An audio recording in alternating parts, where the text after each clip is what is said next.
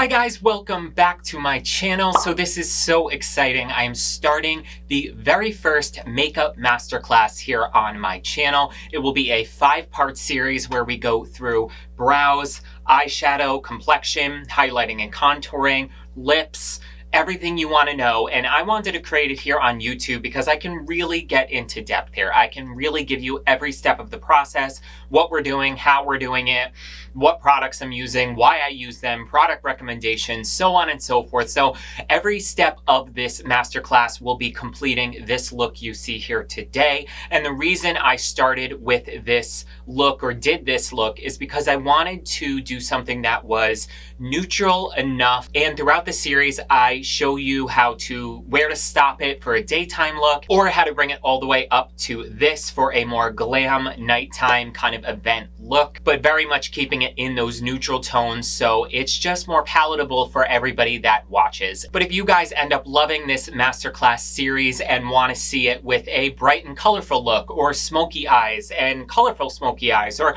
whatever it may be, please let me know in the comments because I had so much fun filming this entire series, really getting back to the basics of why I love makeup and why I love teaching makeup to other people. It's just my favorite thing in the entire world. Without any further ado, let's get this masterclass started. For episode 1, we are talking all things eyebrows, the kind of tools to use, how to fill them, how to make them look natural, all the way up to a more glamorous kind of full brow that we have here. But let's dive into part 1 of this makeup masterclass series with Brows 101.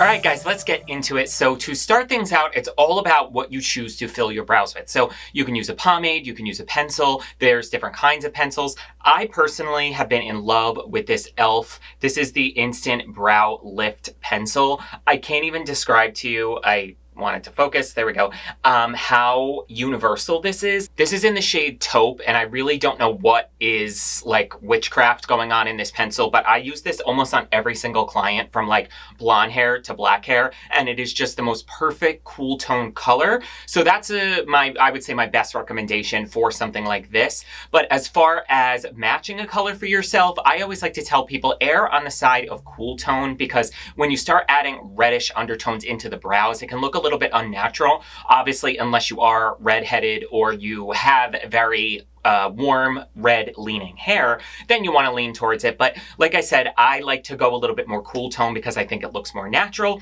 So we're going to start filling our brow. The first step I like to do is brush the brow hairs up because it reveals our bottom border. Now you can see from my brows as well, if your brows aren't shaped well and there's a lot of stragglers, it can be very difficult to fill them because it's hard to imagine what that shape is going to look like. So I recommend really getting a good shape to your brows when you fill them and fill them the way you want them to. And a good trick is then you know where you need to maybe pluck or just kind of shape. So I have a shape to my brow that I really enjoy. And I always like to tell people to think of the brow in 3 sections. So we have the first section is about the inner 30%, 33% here. And then from the center to the arch is let's call it section 2. And then section 3 is from the arch to the tail. So a big mistake people do when they're filling their brows is they block off the center and they fill section 1 too much. So what I like to do is take my brush and just fill the bottom border of section 1. And then once I fill that section, I take my spoolie and I brush up to blend out that line and feather it through the rest of that section. And look how we have that definition, but we just have that wash of color as it goes up. So even if you're doing a soap brow or you just want to have those individual hairs appear to look more natural, you're not overfilling. Then we're gonna move to the bottom border of section 2 and section 3, flicking off at our tail. So another thing I want to address, because I noticed this on clients, not everybody has the same eyebrows. So if your eyebrows are different than mine, this may be a little challenging, is sometimes I really have to extend people's brows because they may be too short or they've overplucked too far. So a good rule of thumb when you're trying to figure out where to end your tail is from the nose to the center of the eye is where our brow should begin. Nose over the center of your eye is where our arch should be. And then nose to the outside of our eye is where the brow should end, right there. So sometimes I'll fill people's brows and their brows will stop way too short and I'll have to extend that tail. It just balances out the face a little bit more, but obviously that is personal preference. If you want your brows to be a little shorter or longer, I'm just kind of giving you a trick for it. So now I'm gonna just very gently brush through that, not too much because I want that border to be a little more defined. And now a trick I know a lot of people don't know that may really help you is I like to brush all my brow hairs down and look at how that just revealed all of this dead space that really needs filling. So now I know I'm gonna start section 2. We're not filling in here. And now I know exactly where my top border needs to be filled and where we're more sparse. So I'm gonna fill 2, turn the corner there and connect it to the end of the brow. And now I'm gonna fill in the entirety of section 3 and section 2. And then take your spoolie and brush your brow hairs up. And look at that. And we have a very, very naturally filled brow. Obviously you can do it a little bit more natural instead of fully filling in those 2 sections. Just do hair-like strokes. And the beauty of a pencil like this is even me from this point, I could brush through and soften this even more so if I wanted to. And another thing I want to show you, just in case the section 1 of your brow is a little bit more sparse than mine, you can obviously take your pencil and just go up and do hair-like strokes with it. I like to actually bring my fill in a little farther.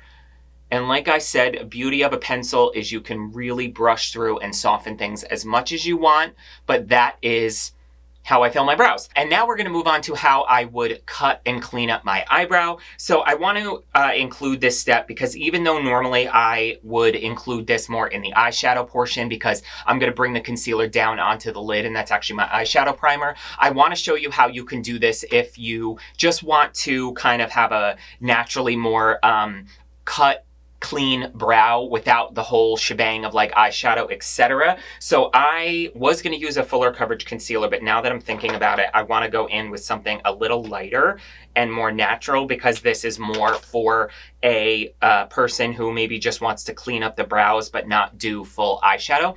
So I'm going in with my NYX Bear With Me Serum Concealer. I'm obsessed with this. It's one of the most natural, beautiful concealers I've ever used. And I'm going in with the Morphe Ariel brush collection in A19. Such a beautiful cut, clean brush to really carve out the brow. And I'm gonna have to grab my mirror here to be a little closer, or see a little closer. And we're gonna carve out the bottom border of our brow. And this is why I'm going in with a more natural, lighter concealer, because if I was doing my normal glam makeup, this would definitely be a more full coverage concealer. But I want to show you how to clean up the brows if you don't want to go in with full glam after this. And this is the beauty of cleaning up, is you can be more messy when you're filling. And see, I'm going to sharpen up this tail. See, and bring that straight out. And now I just got an even better shape to my brow because I whooshed that out and cleaned up the bottom border. And now I'm going to bring it down a little bit. And even if you're not doing eyeshadow, I always like to just lightly conceal the lids because it's going to get rid of all the redness. You don't even need a beauty blender for this because we're not blending out a ton of coverage and a ton of concealer. Just blend that into the skin. And I like to go in with a concealer that's a little bit lighter than my foundation just to highlight the brow bone. It kind of gives you a natural just highlight to the brow bone. You can see that lift that it's going to give. And now actually if I'm going in with cleaning the top of my brows, I'm not going to go in with a lighter concealer because I don't really want the top border of my brows to be lighter. So I'm going to go in with my foundation. And this is the exact same thing I do on clients. I don't cut the top of their brows with concealer. I cut it with their foundation shade because I know it's a little deeper and matches them better. So now I'm going to take this and carve out the top border. And the beauty of doing this is you're cleaning up this top line, and in that intersection, section 1, like I talked about, in the center, that we literally barely have any product, if we have any product at all in certain areas, cleaning up the brow like this. Make sure I'm not blocking. Cleaning up the brow like this, we are actually going to give a little contrast in that intersection. And even though there's certain areas of it that are barely filled, it's going to look filled because it has these clean borders. But a thing I like to do is take my beauty sponge and actually tap on this top inner corner to not have it too clean. So again, it doesn't look too blocky. And now I'm going to go in with my pencil, which, where did I put her? Right here. Blend out.